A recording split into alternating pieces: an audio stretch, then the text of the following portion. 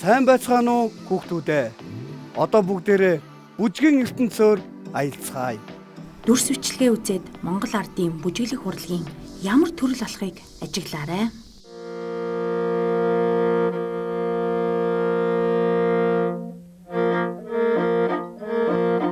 Энэ бол баруун монголчуудын дунд өргөн дэлгэрсэн бие биелгээ юм.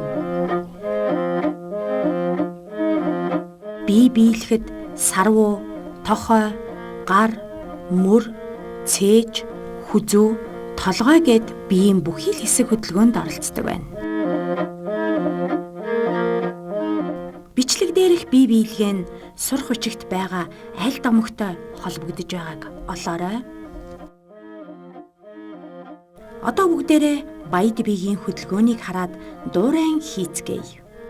Одоо баяд бол маш гүнзгээс ун хоёр хөлн бол яг зэрэгцээ гүнзгээс угаад толгой гар хоёр бол яг адил явдаг. Эхлээд тойсон суухтаа бол элхэндэг юм. 1 2 3 4 Баяд бие маш гүнзгий суна. Хоёр хөлийг бүтэн улаар бат зогсох ба толгой гарын хөдөлгөөн зэрэг хөдлөнө. Дээлийн хормоо хөдлөхгүй биелэх хатуудыг ёс байдаг. Одоо цаацал 1 2 3 4 5 6 7 8 ингээд яахт бол хормоо хөдлөхгүй байгаа ёстой.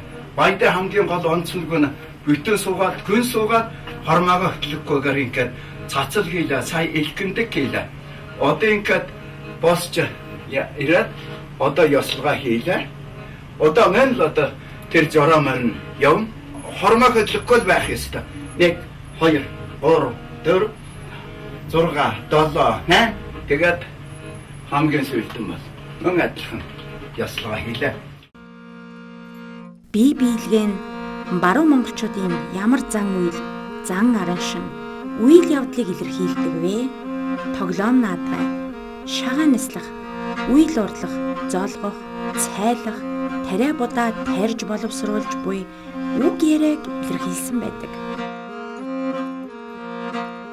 Хүүхдүүдээ баяд биеийг биелэхэд дээлийн хормоо хөдлөхгүй учрыг сурах бичгийн 110 дугаар хуудасны домгоос уншиж мэдээд гэр бүлийнхэндээ тайлбарлаж ярилцаарай.